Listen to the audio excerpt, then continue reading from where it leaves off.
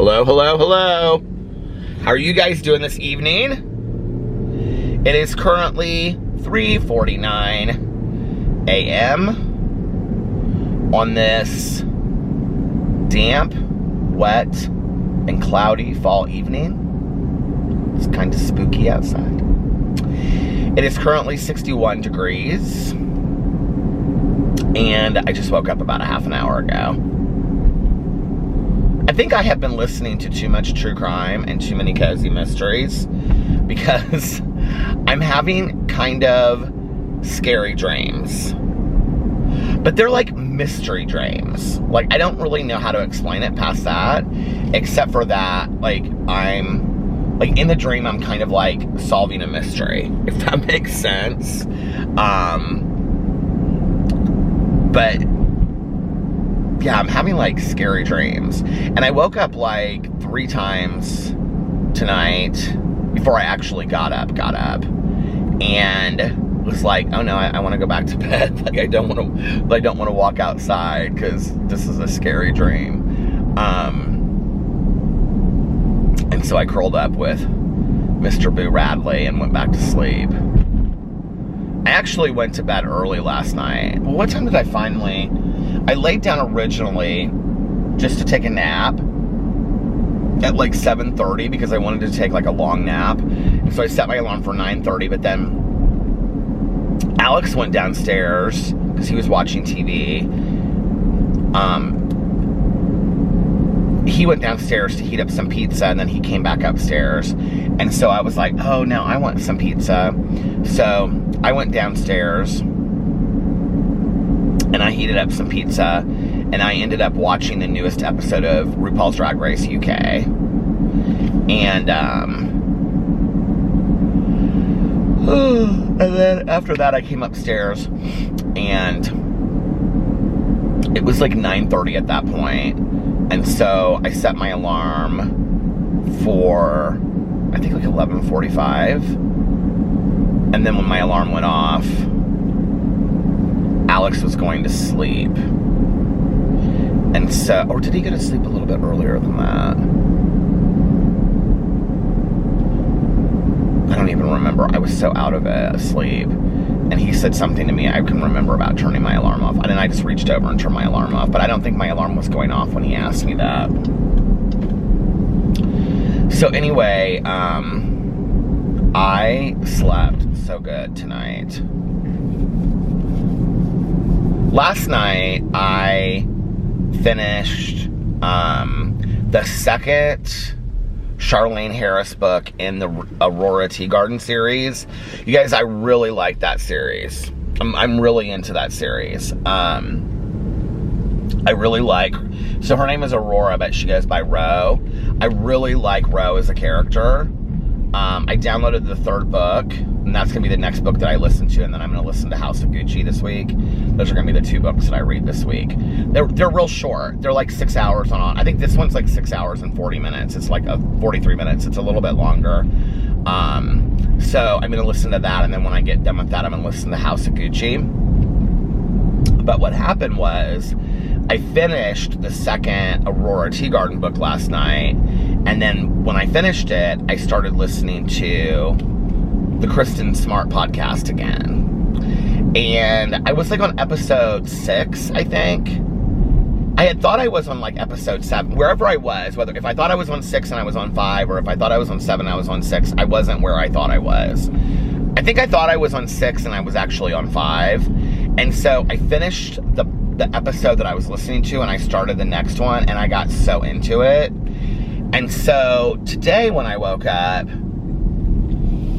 I was like, I really want to listen to this podcast.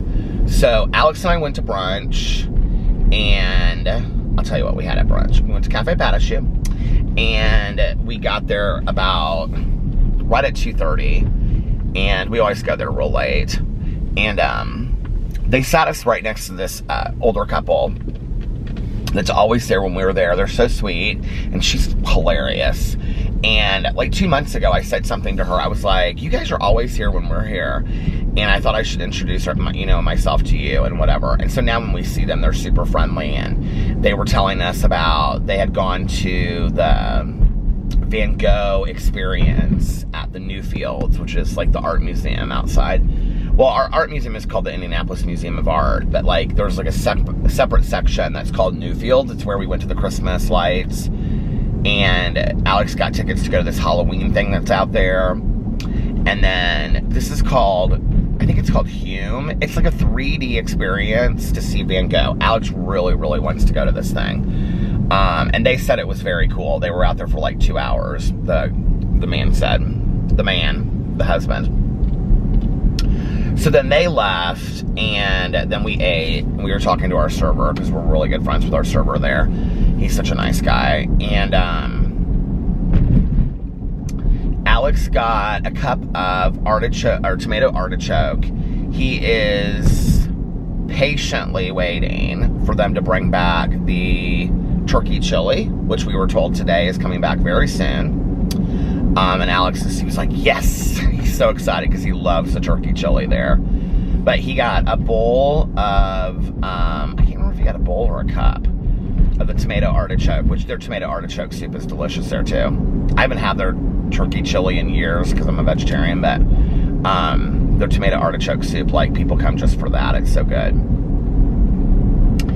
And then he had his Cuban breakfast, and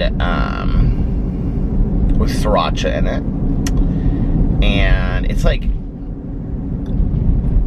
scrambled egg and rice and beans and avocado, and then he mixes it all up together. He loves that.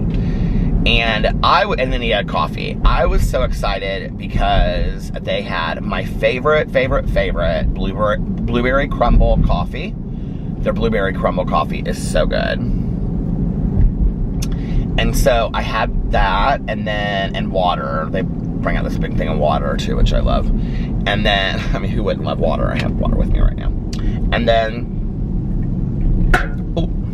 and I also have a Diet Coke. And then I had the California Dreamer omelet, which is like green peppers. It's like hot peppers. It's real spicy. And I don't know what kind of cheese, and just egg. It's kind of light, but it's like really spicy too. And then I had with lots of ketchup. It was so good. And then I had an everything bagel toasted with cream cheese, but I have half of that at home to eat as a snack later. And then I also got crispy potatoes, which weren't so crispy, but I was totally fine with that because I didn't want them real crispy today. Alex was like, those don't look very crispy. They were like golden perfection. And I was like, but they look perfect. So I had those, and I have half of those at home too. And so then afterwards, when we got done, we got home at about 3:30, I think. And I wanted to get a hold of Tanya, and I wanted to get a hold of my sponsor, and I wanted to get a hold of my cousin Caroline. And I wasn't sure if I was going to make videos or not yet. I was kind of like undecided about it. So I was like, Alex was going to watch a show at home before he fed the dogs. And I was like, okay, well, I can't obviously sit there and talk to them while he's watching TV. So I was like, I'm going to drive around and listen to my podcast, because I was like so into this Kristen Smart podcast. And, because that's what happened. So last night, did I already say that? When I finished the Aurora T. Carden book, I started listening to the Kristen Smart podcast. So whatever episode I was on, I finished last night. And then I started the next one, and I was like so into it. And something happened like right at the end of that episode, and I was like hooked. And so I called my cousin Caroline, and she picked up. And so she and I were talking, and we actually got talking about like podcasts, and she was telling me about this podcast that she's watching. I can't remember, or listening to. It was a true crime podcast too. I feel like I have it in my list. But she said it was about people that have like dual lives. Like, they're married and have kids, but then they're married and have kids like in another state too. And she said it was really interesting. And she said the first season she listened to was like season 9 because it was like the newest season. But then her friend told her to go and listen to season 3 because it was like the best one. If somebody said what it was, I would know the name of it. I can't remember it though now, but I think I have it on my list. So I was telling her about the Kristen Smart case, and then we got talking about. I told her to watch Lula Rich, and she said she doesn't love documentaries. And I was like, well, Caroline, you'll love this. But which is strange to me that she said she doesn't love documentaries, because she's watched a lot of documentaries. But then when I was thinking back on it, like the things that Caroline watches on TV, she doesn't watch a lot of documentaries. So she likes a lot of series. Oh, I was telling her about Only Murders in the Building too. Her dad would have loved the show Only Murders in the Building, because her dad kind of reminds me of Steve Martin a little bit, and especially in Only Murders in the Building. And he was very similar to Steve Martin in that show, and he loved to read mystery books. I mean, he was like obsessed with, like, you know, he would read the mystery books that are kind of, I can't remember, like J.R. Robb, is that the guy's name or whatever, or these series that have like 40 books. He loved the Michael Connelly, Harry Bosch books. Like, he read these mystery books that have like 40 books in a series, you know, and he loved the espionage books and all that kind of stuff. So I always got him mystery books and whatever for holidays, or I got him, what do you call it? Gift certificates, so he could just go in and buy as many as he wanted to. But anyway, so she said she was going to start watching that, but I was telling her that had kind of like spurned my interest in listening to these true crime podcasts. Somehow we got talking about the Lula Rich thing, and we were talking about people that we knew. I mean, I've had so many friends of mine, I feel like, well, I mean, not people that are like close friends of mine, but people that I've known through the years, you know, that are in these, I mean, I've known people that have been in, okay, these MLMs, Visalis, Metaluca, the wine one, I don't know what that wine one's called, the wine, you know, it comes in a wine bottle. It's supposed to solve all your world's problems. It heals everything, that one. Oh, the CBD stuff. That's newer. But now there's stores everywhere. But for a while, it was CBD stuff. And then Zapotica, the jewelry. I've known a lot of people that have done that. I didn't know anybody that sold LuLaRoe, but I've known people that have sold this stuff. I mean, Alex and I feel like at one time or another, we have been approached about every single one of these, and they're always like, you guys would be such great sellers because you know so many people, and they've done this wholesale for us. And I actually remember the very first time that anybody ever did it, like tried to sell us on this stuff, and they were like, could I take you out to dinner, because this is how they said it. Could I take you out to dinner because I would love to talk to you about this business opportunity that I think would be great for you and Alex. And I remember we went to Basbo's Pizza in Carmel, and it was about Visalis. And the selling point of Visalis is like, so it's supposed to be like this stuff that is like really healthy for you, and you lose this weight and whatever. And so typically the people that sell it are all really gorgeous, of which interestingly enough, like, I think I was a lot thinner then, actually. But it's supposed to be like this weight loss stuff that's supposed to help you. But it's supposed to, not really. It's supposed to help you, like, just help every aspect of your health. I can't really remember the whole Visalis thing. But anyway, I don't think it's around much anymore. But we knew quite a few people that had made some money off that. Like, good money off that Visalis. That's the thing, is I feel like the people that we knew that were in these MLMs, like, they had made, like, they were, like, in at the ground level. So they had made, like, a ton of money. Like, buying houses, tons of money. And, so anyway, but I remember we were sitting there through this whole thing, and I'm, like, so naive, and they're like, oh, yeah, this would be so good for you, and I'm like, oh, okay, yeah, this would be great. And then they're like, so, like, there's different buy-in packages, and I'm like, huh? Like, I don't get it, right? And they're like, there's different buying. All I knew was that if you sold enough of it, you got a BMW. And they were talking about how we could like dedicate our social media to it. And now I'm thinking back and it's like, these people's social media is literally like, are you up to the challenge? Have you taken the challenge? I'm offering a new challenge every day. Their stuff is 100% dedicated to this MLM BS, right? Like it's all, like that's all there is. I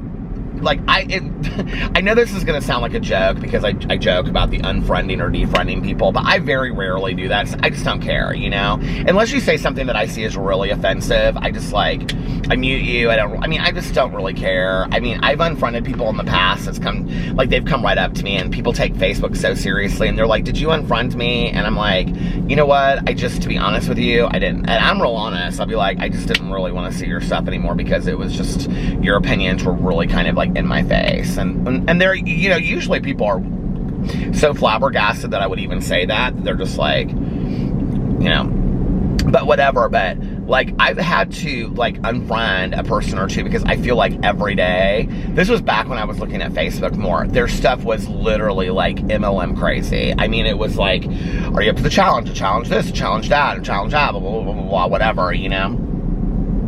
Somebody like had our email or our phone numbers for a while, and we would get these daily texts from them that would be like, we have a new challenge, you should accept the challenge, are you going to accept? And I was like, what? Like, we're not even in this, right? But anyway, so I remember that they were like, you know, you can get a BMW if you get on the second tier or something like that. And I'm like, what does that mean? And they're like, well, if you get on a certain level of having a certain team under, it's like all the language that they use is so interesting to me, which is why that like Lula Rich thing was so interesting, because they don't come out and say it really how it is, right? Like, they don't say like, you have to get 5 people to sign up underneath you that each are gonna be like dumb enough to pay $500 for this. I mean, they don't say that, right? But like, they say it without saying that. I don't know how to explain it. If you've ever been approached, I mean, we've literally, all of them, every MLM that there is possible, Alex and I have had. We haven't sat down with all of them because I think like after the second one, I said to Alex, I'm done. Like, we're not doing this anymore. Out of consideration to people that we know or what, it's never even been people that we've been really close with. It's just been people that we kind of know as acquaintances, you know? I'm like, I don't really care anymore. So this was the one that really kind of was like, I was like, oh. So they were like, the minimum sign-in bonus or sign-in is like 500. And I'm like, 500 for what? And they're like, 500 to get your package to sell and to use to use for yourself, but also then once you've used the sample packages or something, then you can, you know, you can use the sample packages were to inspire other people to sign up. And I was like, what? And like, you like would give them this. So basically, or something like that. I can't remember how it worked, but they're all the same, right? Like, you buy this stuff and then you resell it. And then, but the 500 was the lowest, and they were kind of like, yeah, like the 500 is the lowest, like you don't want to do the lowest, but like the highest was like 2,500 or 5,000 or something like that. And I'm like, okay. And the thing was, this person that approached us, like, they had a brand new house, they had a gorgeous BMW. Well, what I found out later was they don't buy your BMW for you, they put a down payment on a BMW for you. Like, and like once you reach a certain level, like the bonus is the down payment on the BMW. I found out through somebody else that did it. And then what was so funny, because they were so excited about it, these friends of ours, this couple, that like their Facebook turned to the challenge. And then one day they were just like not friends with that person and they were out of it. And they were like, and we saw them and I said, what happened? Like, you were selling that stuff and whatever. And they said, it is a total scam. Like, we're done with that. Like, it like takes over your life. And I was like, yeah, I know, right? But what killed me about that lunch was that person was like, look, I want to take you out to dinner to talk to you about this business. And we ended up paying for our own dinner. Like, when checks came and they saw that we were not going to pay or that we were not going to buy into this. Because I looked at Alex and I was like, no, we're not doing this. And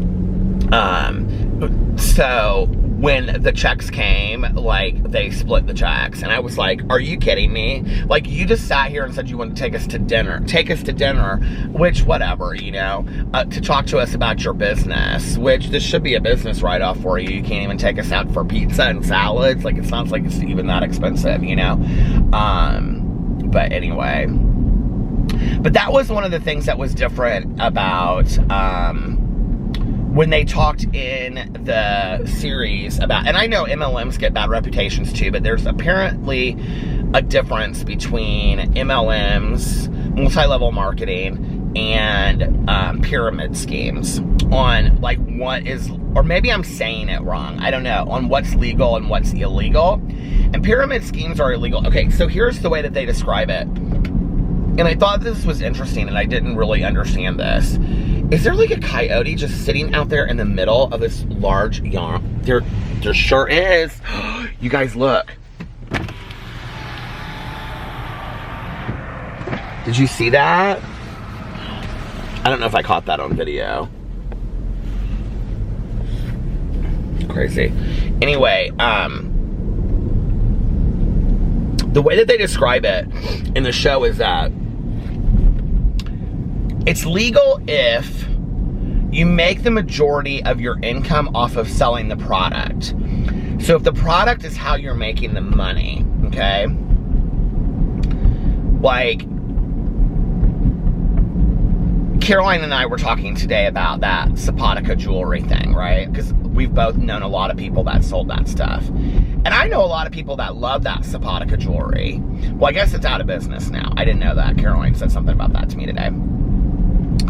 But I said to Caroline, well, like, Sapotica, like, if you're selling the product, okay, so the way that they describe it in LuLaRich is that if the product, the selling of the product is how you're making the majority of your money, then it's legal. But if the majority of your money is made off of bonuses gotten from people buying into the program underneath you, okay, then it's illegal.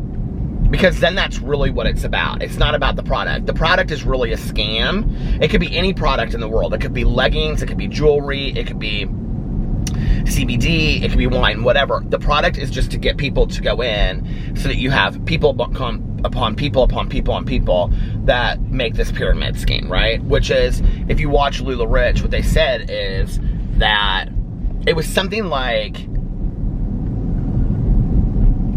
the top 10% were making 90% of the money, and the bottom 90% or 80% or something like that. I think it was 20% or 10% or something.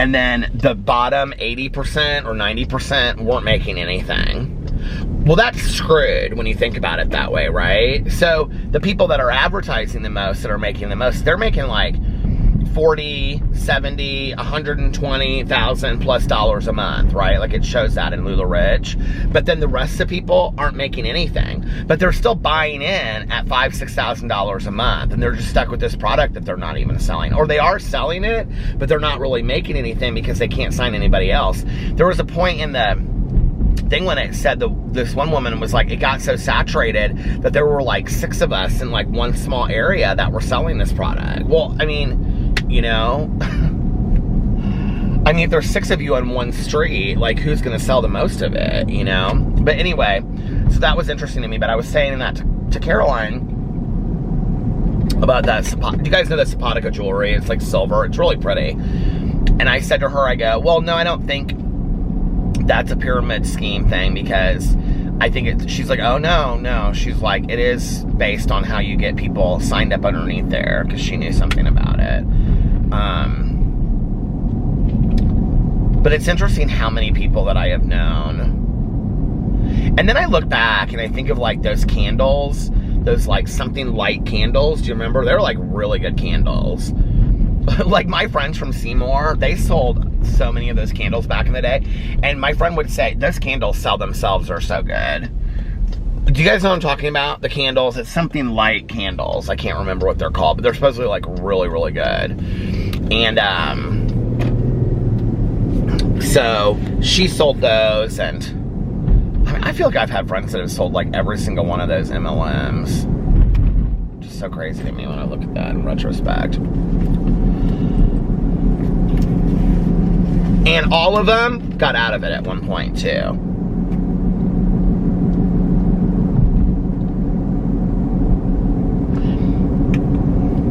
I remember that the person, or what they do is they revamp. Because the person that did the Visalis stuff, I remember the last I spoke to them, they were like, well, they're rebranding as like a life experience thing, and they were putting together these trips or something. I don't know how it worked. It was interesting though. Just goes to show that nothing looks as good as, you know, it seems. Is that the saying? I don't know. So anyway, talked to Caroline today for a long time. There, you just got an inside look into the conversation of two cousins.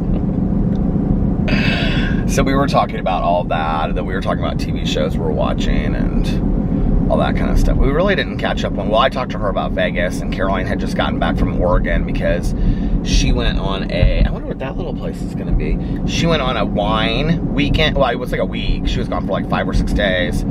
She and her girlfriends went to Oregon. She said it was beautiful. She had a great time. Caroline is like the queen of the girls' trips. We were actually talking about that today, because she's like, well, Mike doesn't like to go out, and he doesn't like to do anything, so I always go on these girls' trips. She's going to Asheville, North Carolina, which we actually have some friends there that are there right now that actually were ones that sold that Visalis, and then they got out of it. That are like really nice guys. So Caroline's going to Asheville, North Carolina. That was her next trip. She travels quite a bit. She was just hanging around the house. And she's like, so what are you doing today? I'm like, well, I'm listening to this podcast. And then I got off the phone and I was talking to, I can't remember who I was talking to. And then Tanya beeped in while I was talking on the phone. So then when I got off the phone, I called Tanya. I was like, I even told the person, I was like, listen, I gotta get off the phone and talk to my good Judy Tanya Jean. And I said good Judy, and they said Tanya Jean. I said, yeah, and I started laughing. But I called her back and she didn't answer. And so I was like, well, I'm gonna listen to one more episode of this podcast. And if Tanya hasn't called me back by then I'll go home, and I was gonna lay down. Because at that point, it was like 5:30 or something like that.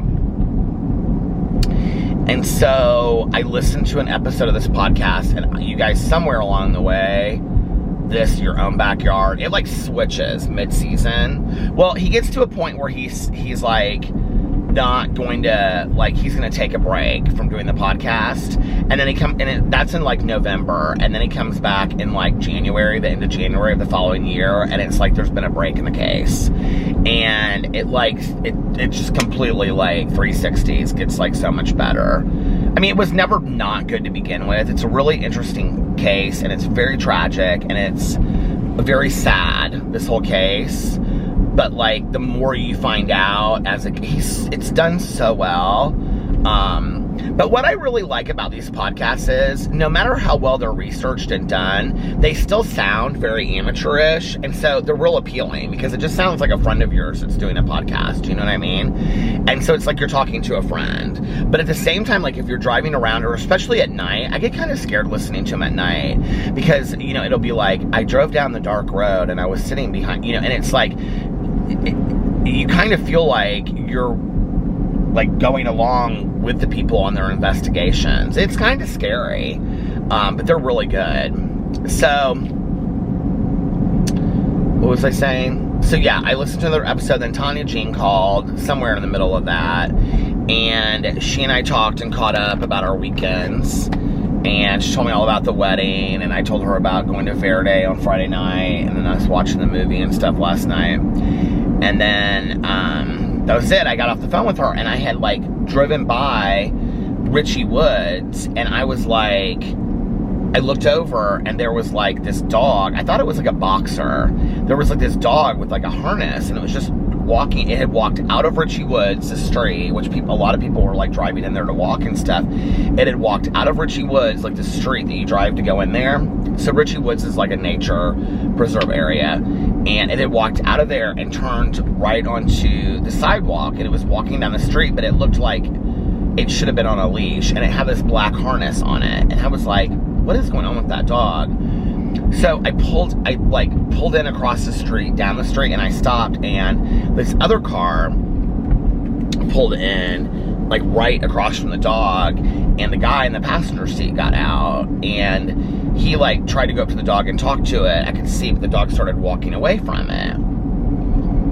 So I sat there and I was like watching this, and then they got in their car. The dog wouldn't come to him, so they got in their car and drove away. And Tanya lives real close. It stopped. So I called Tanya and I said, and we pulled into the I pulled into the Humane Society, because there's like a Humane Society right by Richie Woods. And I said, hey Tanya, there's like this dog. It looks like it's like a boxer, and it's just like walking down the street. Oh, when I saw it, it was coming down the other side of the sidewalk. It had like crossed Richie, like come back the other way, crossed the Richie Woods entrance, and it was going down the sidewalk into like the woods. And I said, Tanya, there's like this dog, and it's just like wandering out here, and it has like a black harness on it, and I don't know if it's missing from like the Humane Society or somebody dropped it off or whatever. And so Tanya said, come get me, and we'll go get it. So I went to go pick up Tanya Jean. She was laughing because she had this like long, like yellow pool cover up kind of thing. She kept on calling it a moo-moo. She was like, look at me in my moo-moo. It was real cute. It was like, you know, yellow, like really cool print and stuff like that. But she's like, look at me in my moo-moo just laying around on the couch. And she has dog leash with her. So we go up there, and we're like, I drove by the kennel, because Tanya said, she goes, a lot of dogs, when they're like lost or missing, they come to the kennel because they can hear the sound of the dogs, is what she said. I said, what? She's like, well, I think they hear the sound of the dogs, and so they sometimes come to the kennel. And she said she had 2 dogs there right now that somebody had just left. And I said, where do they leave them? She goes, well, Richie Woods a lot. She was like, people just like leave their dog. I said, are you kidding me? She was like, no. She was like, people leave their dogs places all the time, Peter. They move, they can't take them with them, they're too big, they don't, you know, so they'll just leave them. And I said, but a dog in a harness? And she's like, yeah, that is kind of weird. So we drove down, we didn't see the dog anywhere, and I said, well, I think it went into the woods and the sidewalk. So then we pulled into this, Tanya's like, pull into the Humane Society. So we pull into the Humane Society, and so Tanya talked to this woman, and she said she was a volunteer, but she would tell the manager. And because she was like, do you guys have any dogs missing? And she was like, we don't have any dogs missing. She was like, but let me check with the manager. And she was like, have you called the police? And Tanya was like, no. So then the manager came out, and we talked to the manager, and the manager said, okay, well, let me go and check on it and whatever. So Tanya and I drove over to Richie Woods, and when we pulled in, there were like 3 cars there. It was like empty, and because it had been raining most of the day. And we like started pulling in real slowly, and Tanya goes, there he is right there. And I go, where? And I didn't see him. And she goes, right there on the other side of the car. And so like we pulled around this car that was parked, and he was just standing. We found out it was a she, but she was just standing there. Gorgeous dog. Tanya goes, she goes, that's a boxer pit bull mix. And she's like, and that is a gorgeous dog. And it was beautiful. And so I said, do you think it's a puppy? And Tanya goes, I don't know. She's like, that is a healthy dog. She's like, that's a gorgeous dog. I can't believe somebody just left it out here. Oh, well, this was the other thing. When I drove back over past the entrance of Richie Woods, there were 2 cars that were driving down through the end of the entrance, and there was a black dog like walking to the side. It was like not galloping like a horse, but it was kind of like trotting down the side of the road that way, right? And that was after I'd seen this little brown dog that was like tan colored. So Tanya gets out with her leash, and she was like, come here, sweetie, come here. And the dog just like looked at her, and then like bolted into the woods. There's like an area where you walk in, and then right to the left, there was like a little trail. And then it went down that trail, and Tanya's like, that dog's a runner. It's not gonna come to us. And Tanya was like, I think he's scared. We thought it was a he at that point. So Tanya was like, I think he's scared. And then all of a sudden I was like watching, and it came out of the trail and darted down the main part. So I was like, well, what do you think we should do? And Tanya was like, I don't know. Oh, no. That was when we then went... That was when we went to Humane Society, was after that, because Tanya told him that she was like, he's a runner, like it's gonna be hard to catch him. And that was when we went to Humane Society, and they were like, okay. So we drove back after that, because because Tanya's like, go back over there again. Let's see if we can get it on the leash. And she was like, if I can. She was like, I'll just take it to the kennel because she was like, that's a harnessed dog. She's like, somebody owns that dog. She was like, that dog was not supposed to be loose. And she was like, I think if they would have set it free, they wouldn't have left a harness on it. So, so we go back over there, and I parked like right in front, and we started walking down. I said, let's just walk down the road. And as soon as we did, like, we walked right into the woods, like on the trail, the main trail. And as soon as we did, there was this woman that was like 50 with like long white hair and a ponytail and hiking boots and shorts on. And she had both of these. She had the brown tan dog that we had just been looking for on a leash. And she had the black dog that I had seen on a leash. And she like pulled them both back, and they were like barking at us and barking at Tanya and stuff. And Tanya kind of looked at me like, but Tanya always tells me, she's like, a lot of dogs are very afraid of men. So if you're gonna like try to like go get a dog, take a woman, because a lot of dogs are less aggressive towards women than they are men. It's one of the reasons why Tanya hires a lot of women at the kennel, because by nature, I guess, dogs are not as aggressive with women as they are with men, I guess. I don't know. Especially dogs that have like abusive histories of being abused and things like that. So Tanya looked at me and she kind of shook her head, like, don't, because I like started reaching. She was like, don't reach down. And so, and she stepped back too. And the dog like kind of rose up and started barking at Tanya. And before then, the dog had seemed very like passive. But when the dog like kind of stepped forward and barked at Tanya, she like stepped back. And so the woman's like, can I help you? And Tanya was like, yeah, we were trying to look for the owner of your dog because your dog was running free. And the woman was like, oh yeah. And she was like, well, she was like, you know, I don't usually leash them at home. And she was like, so I didn't leash them out here. They were like on their own. And she was like, I didn't think they'd run away. And I said, well, they didn't just run away from you on the path. I said, he, and she corrected me and she goes, she. And I go, okay, she was all the way out on the road, on this Hague road that goes this way. And my fear was that the dog was going to get hit and killed. And I said, you know, I mean, there were cars driving by, people were stopping to try to help your dog. And she's like, I said I shouldn't have taken them off their leash. And I said, well, the other dog was out there too, because it was walking down the road. And I'm like thinking, and it's been a half an hour and you've been in this woods and you didn't know where your dog was.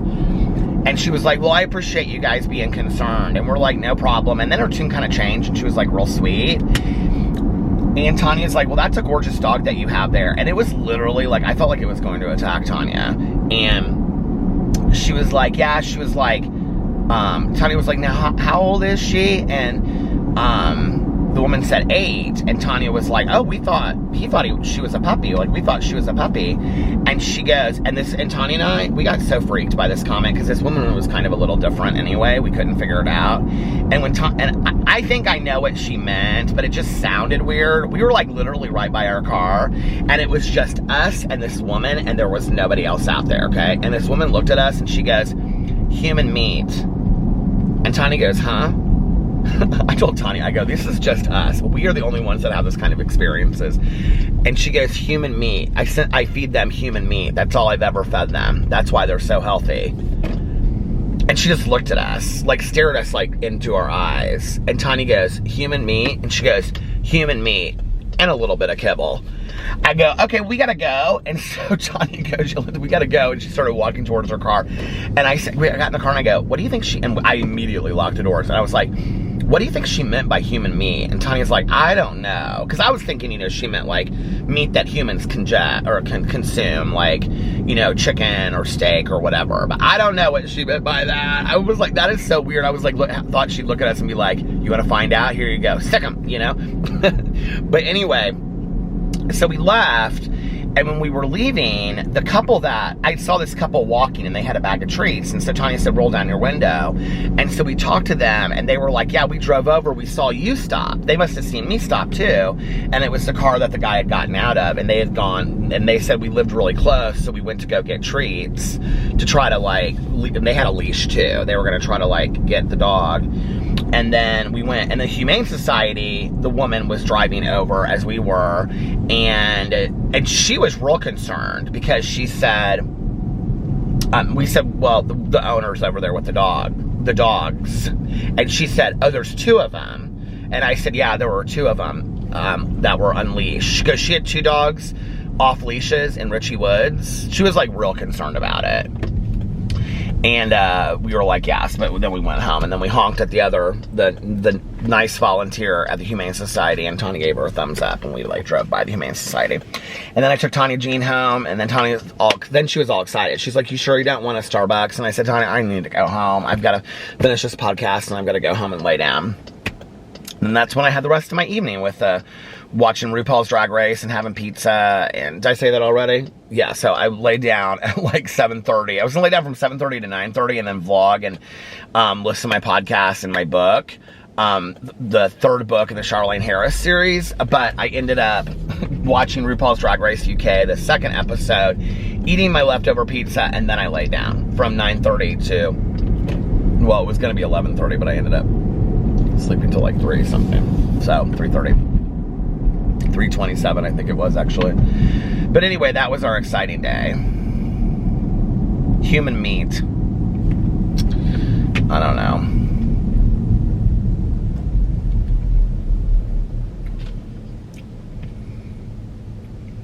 I can't believe that people just like leave their dogs like that. Tanya's had people that have like, not a lot, but this has happened a couple times. Like, well, I think it's happened more often than, I don't know, than I know, but she's told me a couple times that, like, somebody will, like, they'll bring their dog in, right? And then they'll move. But Tanya won't know that they moved. And so, like, let's say if they're supposed to pick their dog up on a Sunday, right, or a Monday, and they don't come and pick up their dog. They don't call anything, right? And a lot of times it's, like, an elderly dog. And then Tanya will call them, and they don't respond. And then 3 days go by, and they don't respond. And then finally, she'll get a hold of them, but it'll be like a week and a half later, 2 weeks later. And what they'll say is, we moved and we just couldn't take her. You can charge us for the stay, but we just couldn't take her. And Tanya's like, you moved and you just left your dog with me? Like, I don't know, it's so sad. I actually, do you guys know, I don't know what his name is on Instagram. It's like Wolfgang something. And he has like 6 elderly dogs that are sick. And then he also has a boar and a rooster, I think. It's so cute. And he always just has them like posed on pictures on the couch, and then they each have their own bed in his house. It's so nice, you guys. I love this guy's Instagram. It makes me so happy. And a couple of the dogs have passed away in the last couple years. I mean, they're elderly dogs, and he like gives them medicine every day and does these like I think it's the boar has to have like stuff done to its feet, or maybe it's the rooster, I can't remember, but I think it's the rooster. And he takes them in for all these, you know, serious treatments, and he pays the money for it and everything. It's just like this really sweet thing. But anyway, he has been feeding out information about this no-kill animal shelter. And I want to find out more about it, because it's basically like an old house. And these people live there, and then if it's for elderly dogs that don't have any, they can come there if they're like sick or somebody has left them or whatever. You know, because one of the things that happens often is that like elderly people pass away, and then what happens to their pets, you know, which is so heartbreaking to think that, you know, an elderly person that doesn't have a lot of family, or their family doesn't want their pet, that they leave, and then they have dogs or cats, you know, or cats or dogs or whatever, that are just like, have been living with them for 12 years. And first of all, imagine if your person was gone, and then the next thing you know, you're like in a humane society, and you don't know anybody, and who's going to adopt a 12-year-old dog? I mean, not many people, right? So, like, we really need more no-kill animal shelters for elderly dogs. And I thought about donating to this, but I want to know more about it before I do. I wanted to call and talk to somebody on the phone, but I follow them now on Instagram, and it looks fantastic. They've been building it from the ground up. I actually think it's in like Wyoming or Oregon or someplace like that. Indianapolis has a couple of no-kill animal shelters, but I don't think that they're specifically for elderly dogs.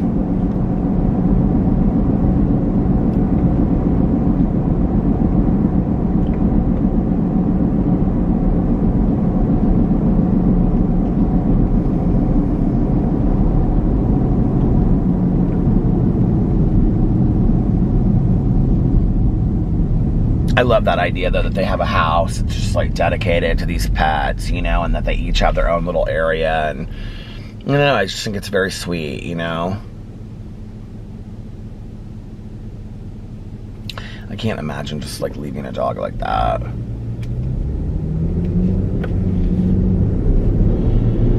So that was my exciting day, and then I listened to another podcast episode. Oh, I listened to another episode and a half. I'm now on episode, I can tell you, I'm on episode, what is going on here? Oh, I'm changing radio stations.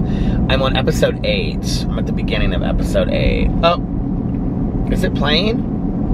No. And of Your Own Backyard. And it's good. But like I said, it's very sad. I feel like there's some resolution to the case because I know that he added like 2 episodes. And so I feel like the 2 episodes that he added were after more came out. I feel like somebody said that on my... This is where I don't like when people ruin things for me. Because I'm like... now I'm listening for that, you know? For like the... I know that there's more than... I think... Because I think it goes to 10 episodes, and I think there were 2 that were added this summer that are about the follow-up of the case. And I have a feeling it's going to be because they got like an arrest warrant for somebody or something like that. I don't know. Tomorrow, I don't have a lot to do tomorrow, I don't think. Other than make videos. Which I'm very excited about. I have my crumble cookie review. I was just thinking about maybe going to Roost Cafe and getting lunch tomorrow. Oh, the battery's dying. This is so weird because the battery died right along here. Just this section yesterday. It was like when I was coming not to this light, but the next light, the battery died. So I'll just talk until the battery dies, and then when it does, I'll go up and change at this gas station. It's the next place to stop. But I was thinking about going to Roost Cafe tomorrow and getting a grilled cheese and tomato soup. But we'll see what time I get up and like what I have going on. And then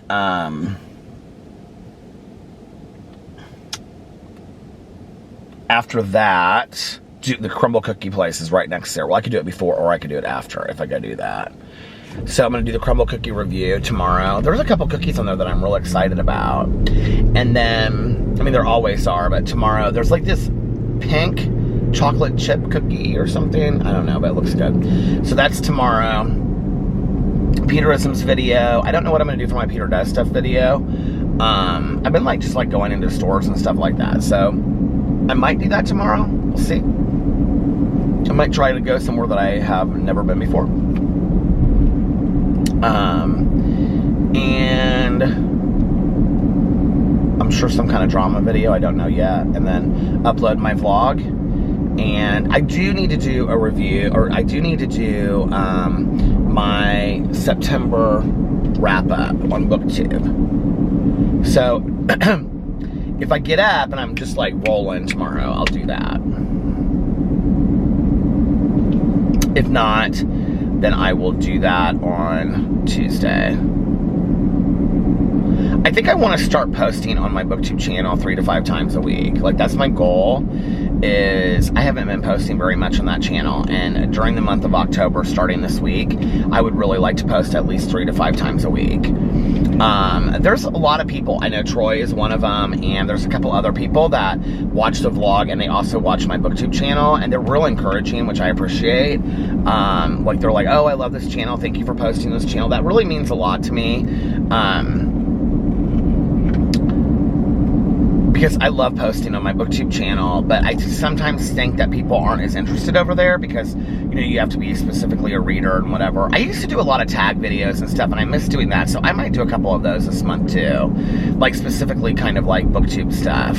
that I haven't done over there for quite some time. I kind of miss that, so I might do that. Is Dunkin' Donuts open already? If they were, I would love a cup of coffee. They've got people in their parking lot and lights are on, but I doubt they're open. I think they open at 5.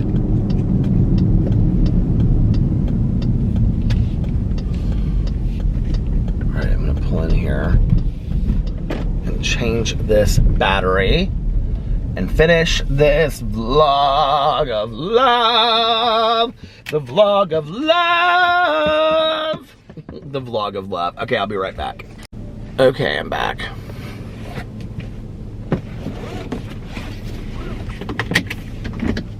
Vlog of love. My gas tank is not completely empty, but I'm like I've got a little bit more than like a quarter of a tank of gas left. I should have filled my tank while I was here. I try to fill my gas tank late at night because there's not as many people at the gas station. And so it's easier that way. I'm gonna look as I'm driving down here at places that I could possibly go in and film. I will tell you something else is that I've also like wanted to try another Chinese buffet. Like maybe one I haven't ever been to before.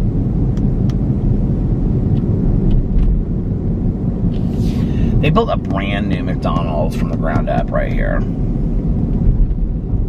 Which is so crazy to me. Like I don't think I can remember the last time that they like actually built a McDonald's from the ground up.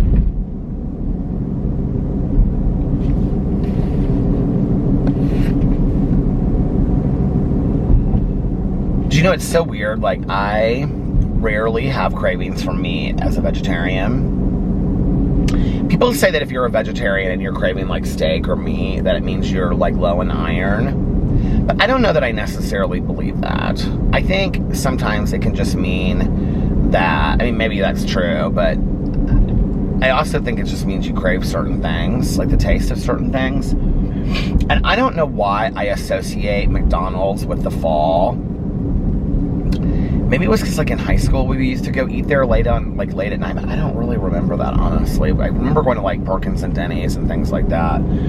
But I used to love in the fall, like October, November, going through McDonald's and getting like a Big Mac or 2, which I can't even believe I'm saying, but getting like 2 Big Macs and then like a large fry and I gotta look at these stores here. And then Pottery by You, I wonder what that is. And then, or maybe I would do like a Big Mac with like, and then like a 6-piece chicken nugget. I think that's what I did. And then like, it's so weird, like even as I'm talking about it, like, I mean, sometimes I'm repulsed by meat, the sound of meat, but like even as I'm talking about that, like it sounds good.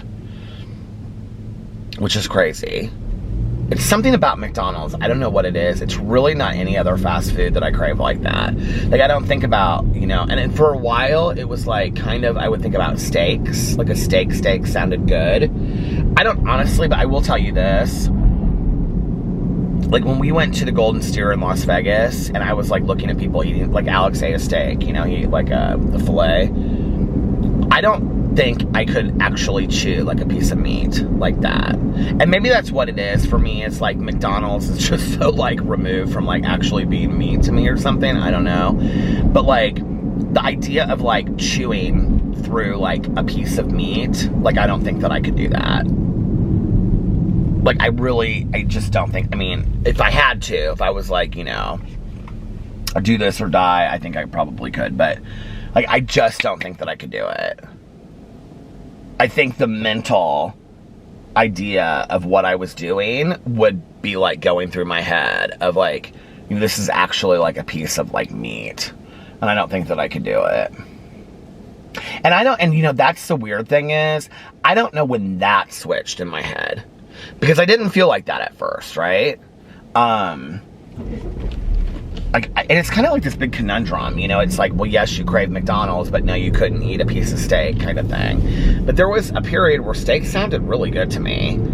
And sometimes it just depends. Sometimes it really does. Still, like if we go to a steakhouse with like Jason and Melissa or something, like it's just like the smell or something. But like I really don't think that I could eat a piece of steak, a piece of meat. I just don't think I could. Chicken, steak, any of it. I just don't think I could. Especially like the pulling apart of it and things like that. I don't think I could do it.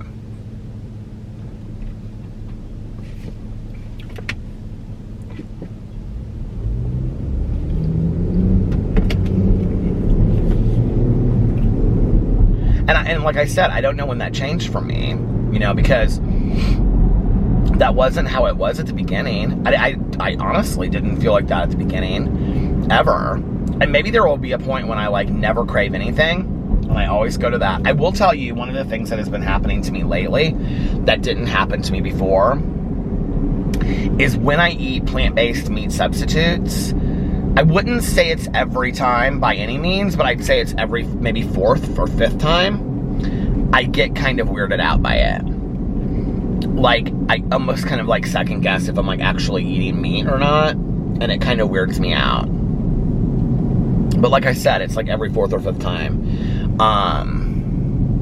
Do you guys like Skyline chili? I've never really, I think I've only been there once or twice, but I've never really loved it. I never thought it was that great when people got it. Melissa really, I think she and Jason really love Skyline chili. But, there's one that's closer to our house, though. Anyway, I don't know if that's like changing in my head the longer I've been a vegetarian, or the more I've thought about it, or, you know, the way that I think about animals, or whatever. I don't know. Like,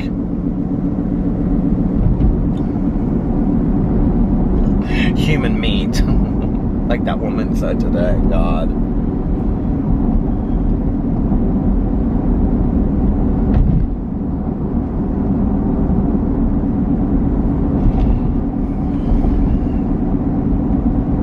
I don't know, my road of being a vegetarian is really kind of weird. And you know what's really strange about it is that, like, most days, like, I don't ever even think about it. Like, I really don't. Like, going to grocery shop or buy something to eat or whatever, like, I don't think, like, I'm a vegetarian. Like, what am I gonna buy today? Like, I don't think that way. Like, I don't rarely ever tell anybody that I'm a vegetarian, unless it kind of comes up, like we're at a restaurant or something, like, and they're like, oh, what are you gonna get? And I'm like, oh, I don't know. And they're like, well, this looks good. And I'm like, well, I'm a vegetarian. Like, then maybe, but very rarely does it even come up. Like, I just, like, at some point, which is so weird to me, because, like, if you guys have watched my vlog, I mean, I've literally started being a vegetarian and continued on this vlog. Like, it started on this vlog, right? And if you go back and you watch the beginning, or if you remember from the beginning, I would be like, I don't know that I'm gonna make it, you guys. Like, I don't know that I can do 30 days. And I can remember at one point being like, if I stop being a vegetarian, I can remember this. I was like so worried I would be so highly criticized, because there are a lot of people that are vegetarians or vegan online, and then they stop being vegetarians or vegans, and then they're just like highly scrutinized for it, and people are like, oh, they're the worst people in the world and they're liars and all this kind of stuff. And I was like, and I had started being a vegetarian, and I think I was like 4 or 6 months into it, and I was like not sure I wanted to be a vegetarian for the rest of my life. But I was like, if you come out now, like, the haters are gonna let you have it for like not being a vegetarian. And it's so funny when I look back on that I was like, you know, thought that was today. If I wanted to tomorrow start eating meat, I would start eating meat tomorrow and be like, it's really nobody's business. You know, I mean, because it isn't. It's a personal decision, and I respect anybody's personal decision to do that. Hell, my husband eats meat. You know, I have never once said to my husband, I've never once said to him, I think you should be a vegetarian. I've never once said, I wish you would consider it. I've never once said, it's a personal decision. I think it is, to me, it started off as a health thing, and it has become more of a spiritual thing. I think each person's choice, what they do. I really, to be honest, and I'm sorry if I'm stepping on toes when I say this, and you are one of these people, but I cannot stand vegetarians and vegans that are in your face with it. I cannot stand when they want to preach and, you know, be like, oh, well, you should do this and you should do that and you should do this and blah, blah, blah, blah, whatever. And I have found, by and large, that the vegans and vegetarians that do that are ones that have been vegan or vegetarian for like 60 days, you know? And because the ones that I have known, I have like a couple friends of mine, but one dear friend of mine, she's been a vegetarian since she was like, she's like 42 or 43, and she's been a vegetarian since she was like 10. And she has been so helpful to me, you know? And, I mean, she's the one that taught me about cross-contamination and that you're not going to do everything right. And, because that was that period, you know? I would be on my videos and I would say, well, I had something, I was talking about something, and somebody would be like, now you know that that is not vegetarian. And I didn't know. I honestly didn't know, you know? But instead of getting in a video and being like, I really didn't know because I was scared of doing that, I would, like, call her. And she's like, she'd laugh and she'd say, that's how you are as a vegetarian. Like, that's what you do when you're a vegetarian. You live and you learn. You're not going to know how would you possibly know everything out of the gate, right? And she's been so fantastic for me. And every once in a while, I do feel like I get cross-contaminated. Where was I recently? I think I may have even talked about it on here. There's a feeling that I cannot explain to you. It's a sickness that I feel. And it like starts in my abdomen, and it's the weirdest feeling. Like, I can tell, it's a different than like food poisoning or I got sick or something. Like, you can tell the difference. And I will also say that, like, I have eaten things that have had meat byproducts in it before that I did not know, and I didn't get sick at all. So I think it also has to do with like the level or the amount that you have, you know, in your system, or that you're putting into your system, maybe. I don't know. Because like I said, there's been things that I've eaten that like didn't make me sick at all. So, I don't know. But yeah. You know, and I would love to be the vegetarian that, you know, like, had tons of fruit at home and vegetables and ate, like, raw foods more and, you know, made huge salads with nuts and berries and, you know, had granola for breakfast with almond milk and honey and blueberries. And then you ask yourself, okay, well, then why aren't you doing that? And that's a good question. Why am I not doing that, you know? I will tell you one time, though, I think it was Daniel Prada, Joey Graceffa's ex. You know, he's very earthy, and he kind of does a lot of things that I think would be really fun. Like, he takes his dogs and he goes out to like the middle of nowhere, Montana, and gets like a cabin and stuff. But one morning, he put like a bowl of granola, and then it had like banana and blueberries cut up, and then he had like a big scoop of like organic, some kind of, like, it wasn't peanut butter, it was like organic, like, almond butter, and then he had it drizzled in honey, and then he had almond milk on top of it with like blueberries, and I was like, that was his breakfast, and I was like, oh my god, that looks so good. And so I recreated it, but I was kind of calculating the calories at the same time. That is not low in calories, okay? And not everything is like caloric, I understand that.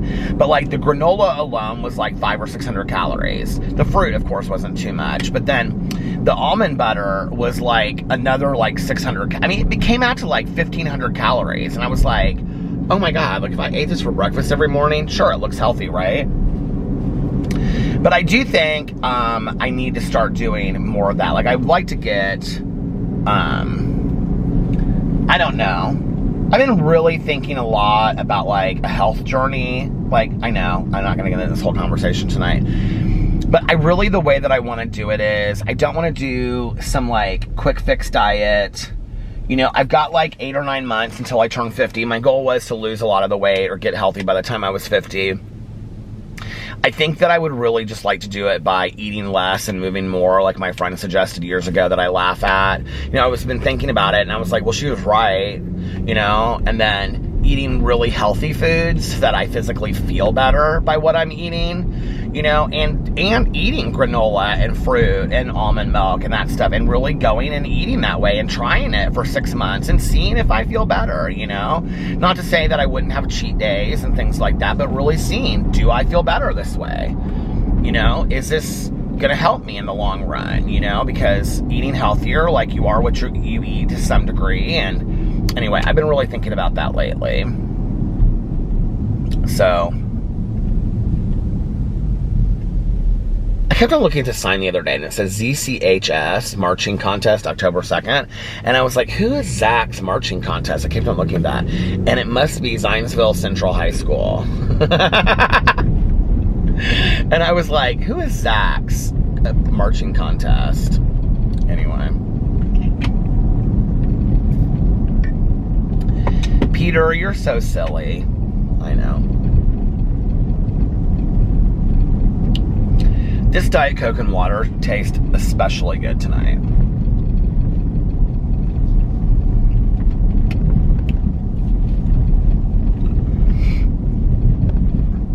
It's kind of interesting to me that the small town of Zionsville hasn't decorated for Halloween yet. I mean, some people, like, they have hay stalks out right there, and mums. But, like, most of these little stores haven't.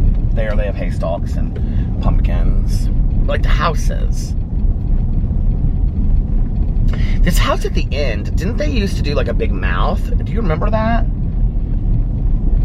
That house has like a little pumpkin lights and stuff on it. This house at the very end that used to do like a big styrofoam mouth. Like when you pull up to it, it looked like it was like the mouth of a pumpkin or something. Do you guys remember that? I know I used to show that in videos.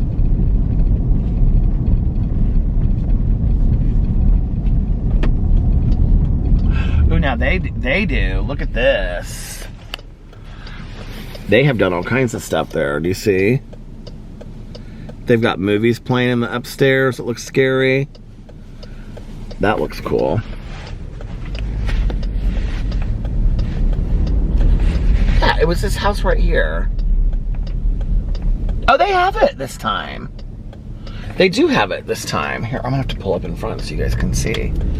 How did I not see that this time? I don't know if you can see this or not. But it's a huge mouth. Do you guys see? No, because my camera is being stupid. Hold on. Okay, can you guys see? It's like a huge mouth. Anyway. There you go. That's pretty exciting, isn't it? So I guess that they have done some of the done some decorating around here. There's like a little orange light there. I just think it's such a cool little town that, like, if I had a house around here, I would definitely decorate it for Halloween. I am so proud of my front porch. Can I just tell you, I showed the picture of our front porch, like, to everybody. And one of the things that makes me so happy, and I don't know why, is that I put the little light on our patio, like when we're there at night. And so when people are walking by, it looks like real cozy, you know?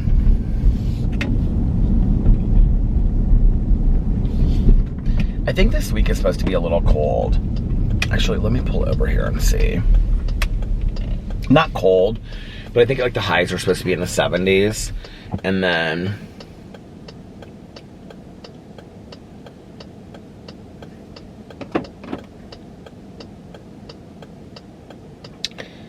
it's currently, it says 62. It feels like 62. How do I do this? Oh, it's changed. Okay, today 73. Oh, I guess not. 78 tomorrow on Tuesday. 73 on Monday. 78 on Tuesday, 75 Wednesday, 73 Thursday, 74, 79, 79, 80, 79. Okay, now I guess it's supposed to be cool. It's supposed to be warm. All through the 18th. Looks like it's going to be a warm. And then on the 18th, it's 70. Hold on. I mean, if you can trust this. Saturday the 18th, 71. Saturday the 18th, 71. Sunday the 17th, 71. And Monday the 18th, 70. So 2 weeks before Halloween, it's still supposed to be really nice outside, super warm, so.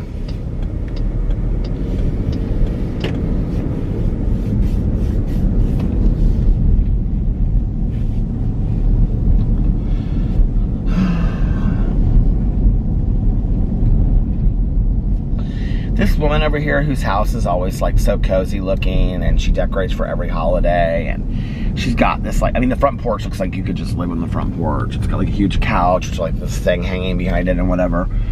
I guess I'm assuming it's a woman, I don't know. But anyway, I thought about writing a little card out and saying, I drive by your house every night and it just makes me so happy, and I just wanted you to know. I'm just gonna leave it in her mailbox. That's probably corny, isn't it?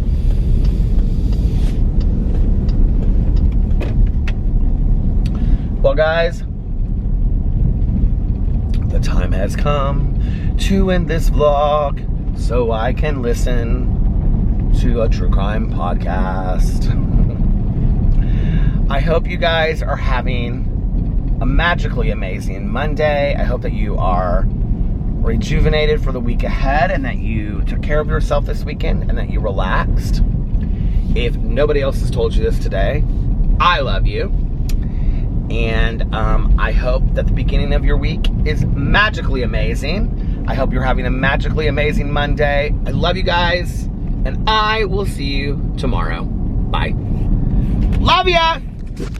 And I wasn't gonna do it because I do it so often recently, but then I was like, I have to. So for all of you out there, one more I love you.